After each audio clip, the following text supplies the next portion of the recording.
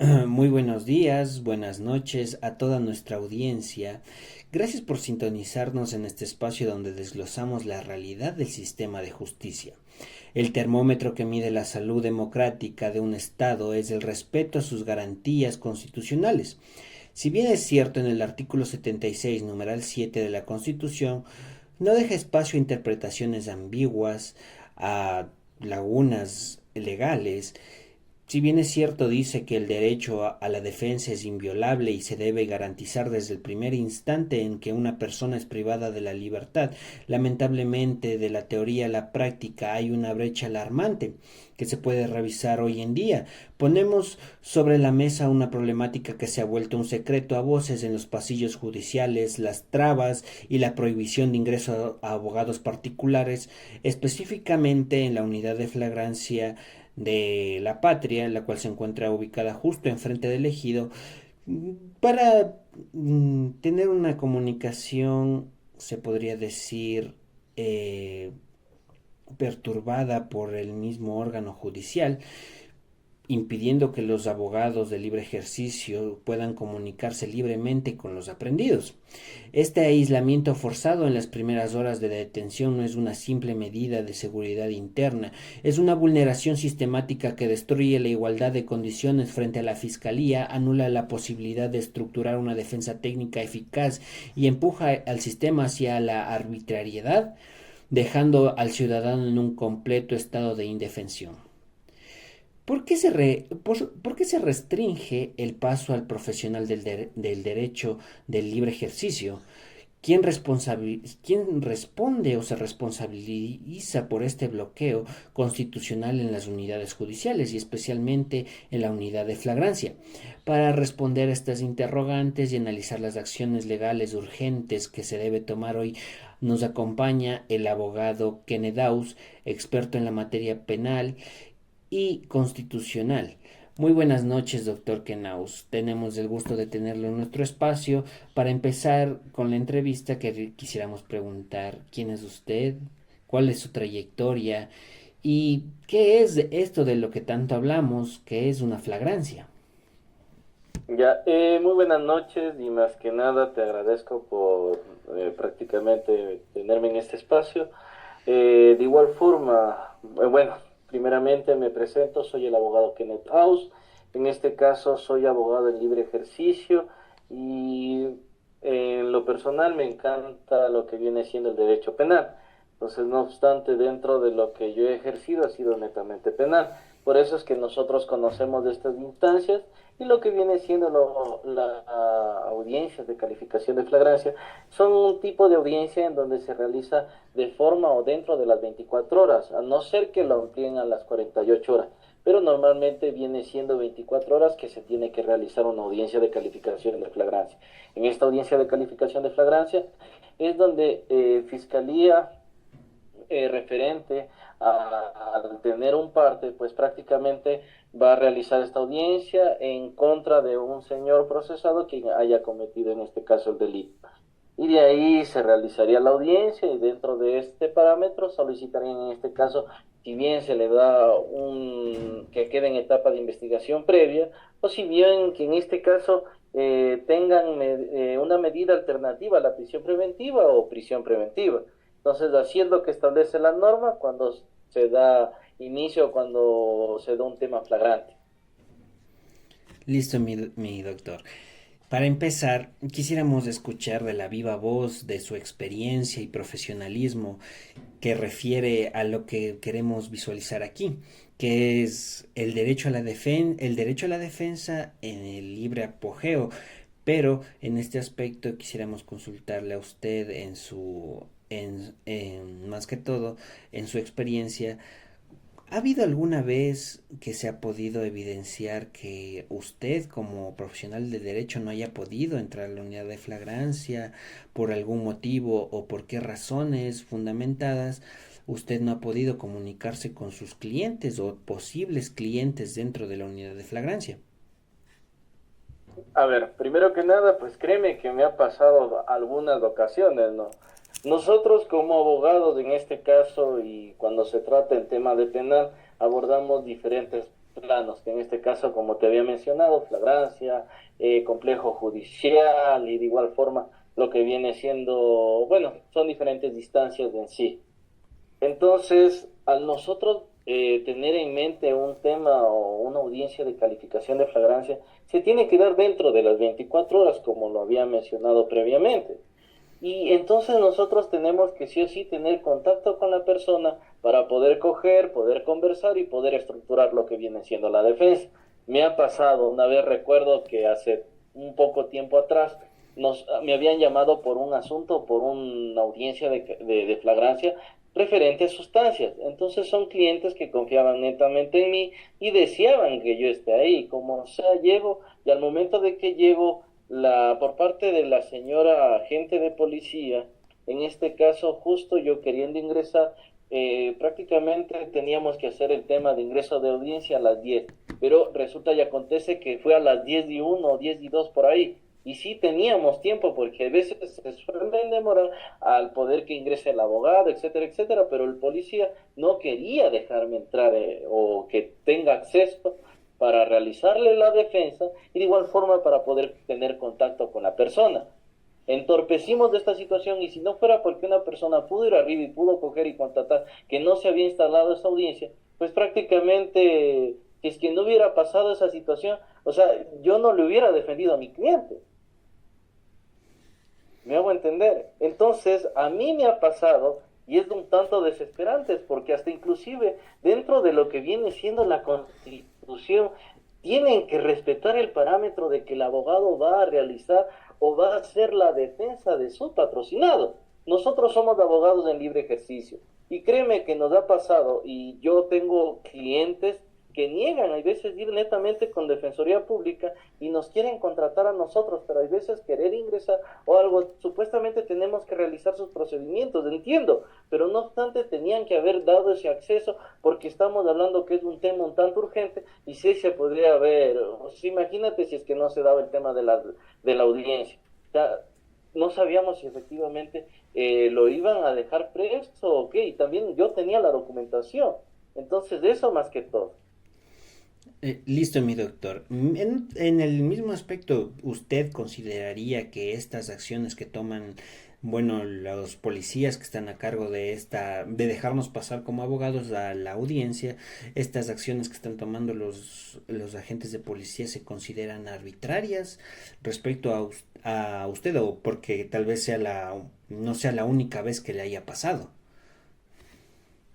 Verás, más que todo, todo esto parte por el desconocimiento, porque ellos entienden como que, el reglamento de lo que dice la unidad de flagrancia. Me ha pasado que yo hay veces he estado con un asistente, hemos ido a audiencia de calificación de flagrancia a averiguar un tema, como decirle, ¿sabes qué? Súbete al primer piso, dame verificando una audiencia, un tema o algo, y no le permiten el ingreso, donde prácticamente se tiene que dar acceso porque las audiencias son públicas, pero no te permiten el acceso y me supongo con anterioridad, porque anterioridad habían mencionado que fue porque supuestamente era el tema de pandemia, pandemia que ya pasó.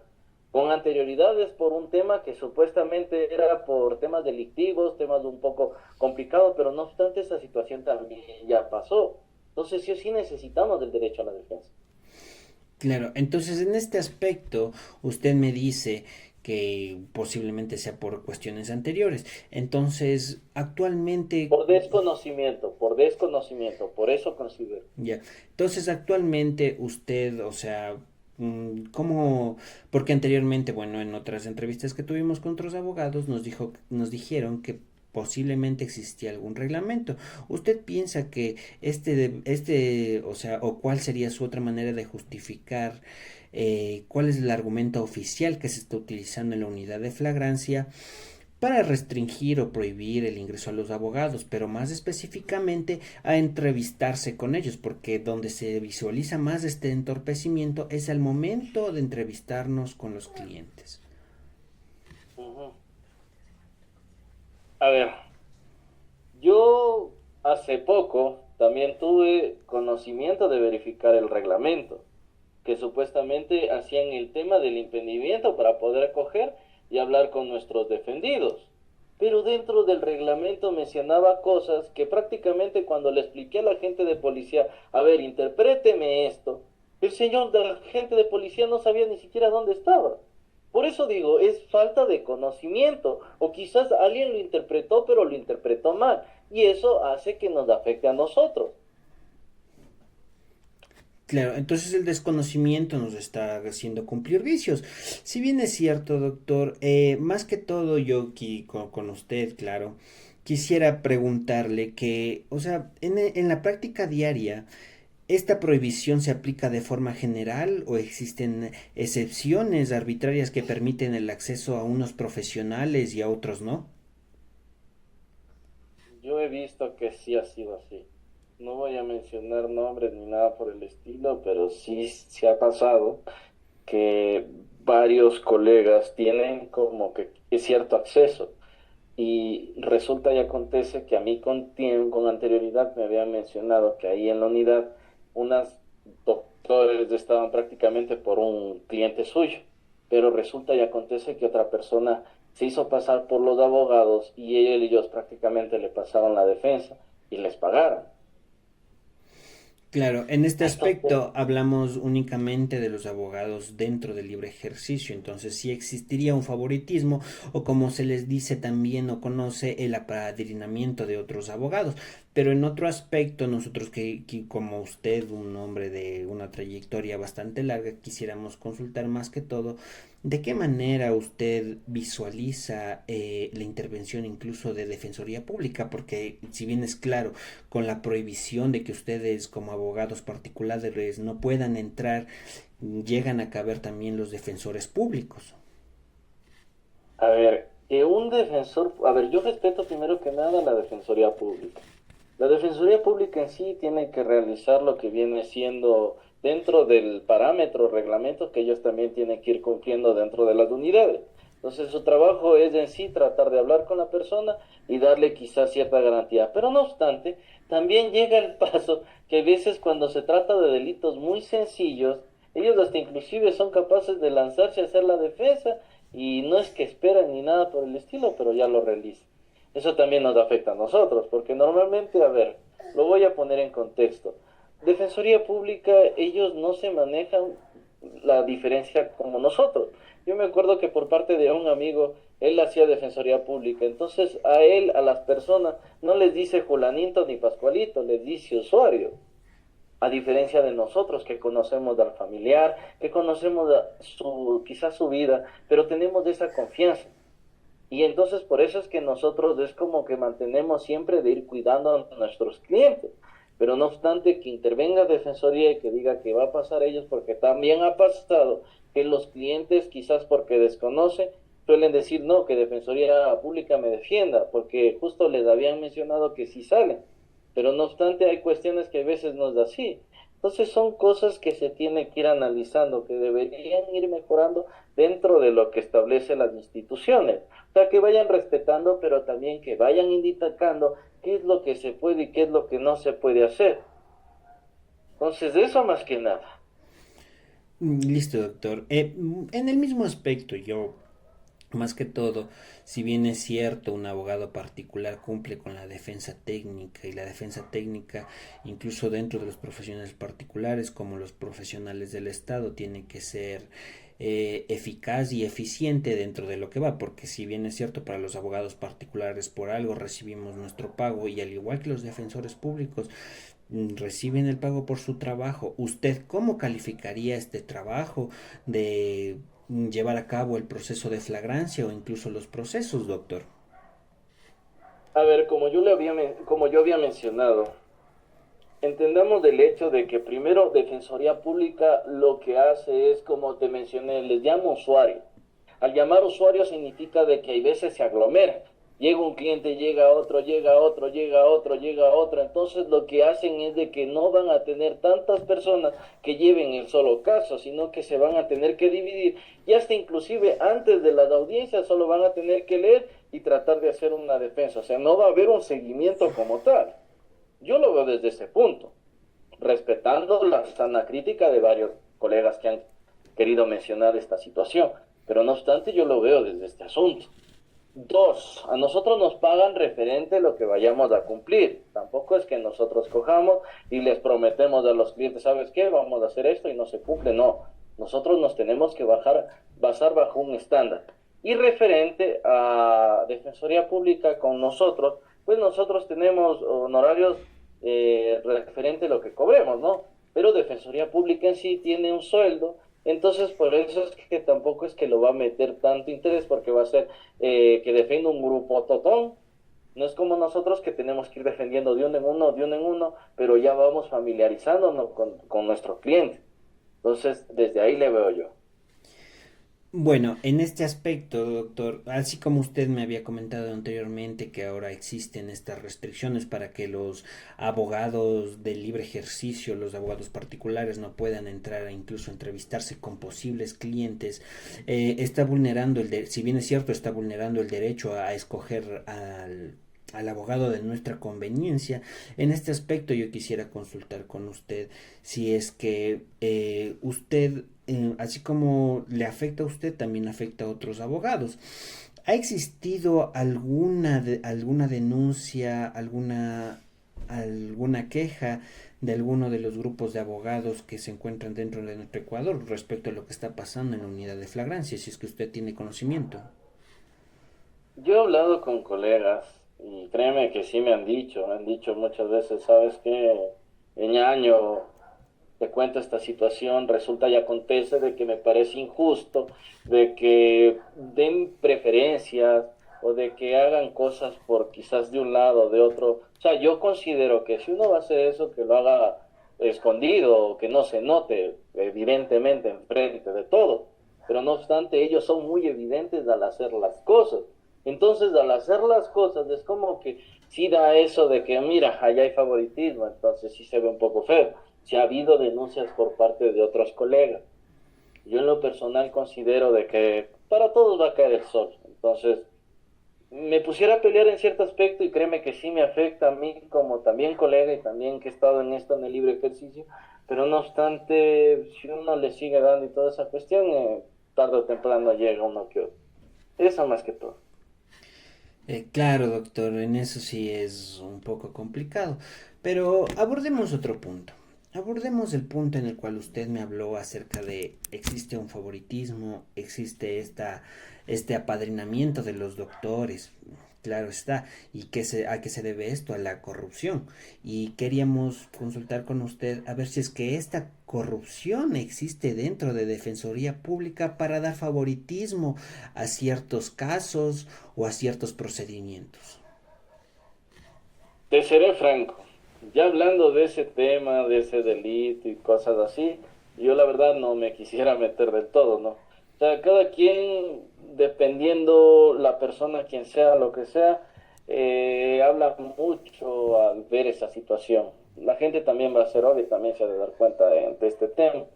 Pero no obstante, a nosotros que nos toca hacernos de la vista corta y seguir trabajando. Ujú. Claro, doctor, eso ¿O qué vamos a hacer? ¿Tratar de ganarse un enemigo? claro, Doc. Bueno, más que todo en este aspecto, ¿usted consideraría que el Estado o la función judicial está empujando a los usuarios, a los aprendidos, a utilizar la defensoría pública? Eso ya sería como que adentrándonos un poco más de detalle o más interno, entonces no me puedo bajar bajo suposiciones, pero sí deberían hacer un análisis de un tanto diferente y verificar cada punto, ¿no? Para que también todo sea por igualdad.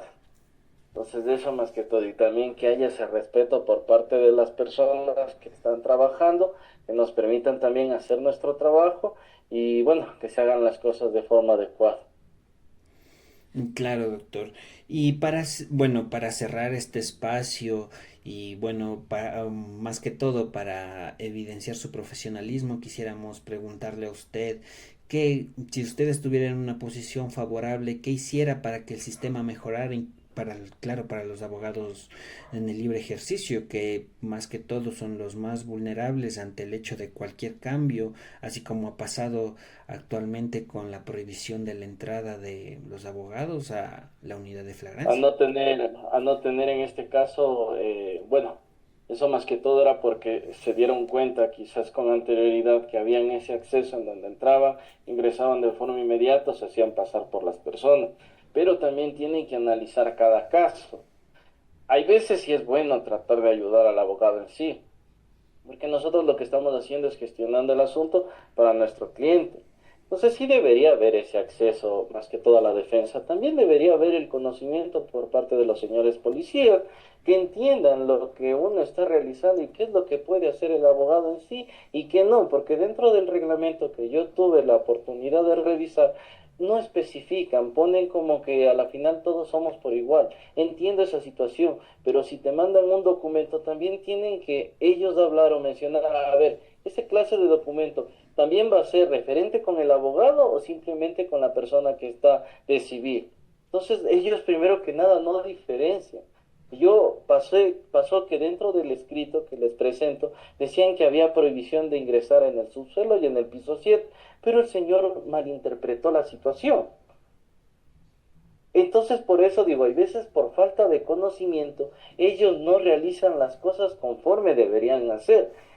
Tienen que ir fortaleciendo. Si uno fortalece de forma adecuada lo que viene siendo esas entidades o que vean esas fallas y también reconsideren tratar de ayudar o agilizar esta situación, que nos ayudemos dentro de todos, créeme que la situación va a mejorar, pero tiene que también ver por parte de una persona que esa persona pueda coger y pueda tomar cartas en el asunto y haga o fortalezca esa situación y estos vacíos. Así nos vamos a favorecer todo. Es un tanto indignante como abogado en libre ejercicio y también yo veo la situación como abogados que recién van a ser primerizos.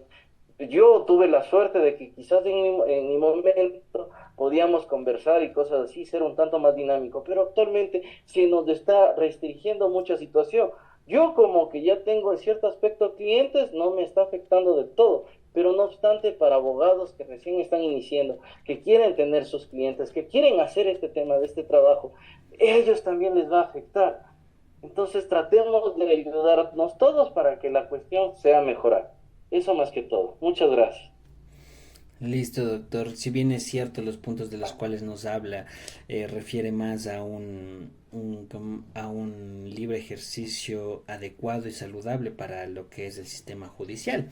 Y más que todo, antes Claro. de que usted se retire, usted más que todo dice que a veces incluso minutos antes uno se entrevista con con los detenidos. ¿Puede considerar una defensa real y oportuna aquella donde el abogado, usted, conoce y habla con su defendido por primera vez minutos antes de que empiece la audiencia? Créeme que no es bueno, o sea, no es como cuando tú coges, tienes del parte policial, lo que viene siendo el parte policial es en sí todo lo que se da inicial. Un gran ejemplo es un caso que estoy realizando, entonces desde del parte, aquí te mencionan los hechos y referente a los hechos uno tiene que coger y basar el asunto de la defensa. Si bien le sometes al derecho al silencio o si bien haces que la persona hable. Te voy a poner en contexto un ejemplo muy claro, si es que en el dado caso quieren aprender en este caso derecho penal.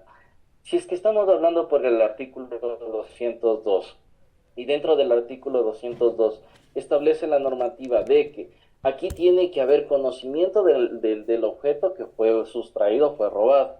Pero si es que no hay conocimiento, en este caso no se puede considerar el delito en sí de receptación.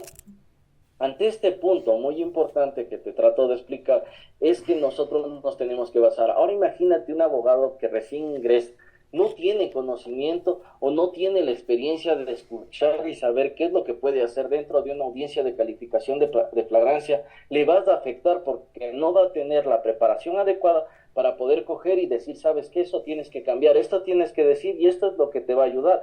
Entonces, tomando el mismo ejemplo de receptación, yo quizás porque ya conozco o también he tenido esta experiencia de ver estas fallas y también irme puliendo poco a poco, ahí lo que yo hiciera, pero por conocimiento, es de que la persona hable, porque al momento de que hable, ya se eliminaría el tema o sea, trataríamos de aceptar de que él desconocía. Entonces no se configuraría en sí el delito y también saldría en este caso de la audiencia de calificación de flagrancia en el otro proceso con unas medidas de alternativa. Pero imagínate una persona que recién está iniciando, un abogado que recién salió de ahí, que le impide el acceso, le está desproporcionando el derecho a la defensa, no le está brindando el tiempo adecuado y eso lo hace mención la Constitución. No lo voy a dar a tantos detalles porque hay personas o hay oyentes que no van a entender, pero no obstante, dentro de la Constitución, ahí consta que tenemos que tener un tiempo adecuado. El tiempo adecuado es de un lapso de 24 horas, que nos permitan el acceso. Créeme que al momento de que permitan ese acceso, automáticamente nosotros estaríamos haciendo una buena defensa porque tenemos el tiempo de ver la falla del parte policial o quizás ver cosas que no deberían estar en el parte, ver inconsistencias hasta inclusive de la legalidad de la detención y también para poder discrepar la calificación de flagrancia, pero en este caso no consta ahí en sí. Entonces, eso más que todo, pensemos en las futuras o los futuros colegas, tanto como usted, futuro doctor. Entonces esto va a ser así, les va a afectar a ustedes si es que una persona quisiera seguir penal. Entonces esto debería cambiar en sí. Listo, doctor. Y más que todo, yo pienso que lo que usted me dice es un punto bastante clave dentro de lo que va el derecho penal, más que todo dentro de las audiencias de flagrancia. Y para terminar, doctor, le agradezco mucho su presencia en este espacio respecto más que todo a su vasto conocimiento dentro de lo que es el área penal. Y quisiera desearle unas buenas noches. Muchas gracias por esta entrevista tan fructuosa que hemos tenido. Más que nada, muchas gracias. De igual forma a la universidad, en este caso de Otavalo, por brindarme también el poder hablar dentro de este espacio. Y de igual forma agradecer al colega porque realmente sí ha mencionado puntos que se están o nos están afectando en sí. Solo eso. De aquí te deseo de igual forma una excelente noche y muchas gracias con todos los oyentes. Muchas gracias.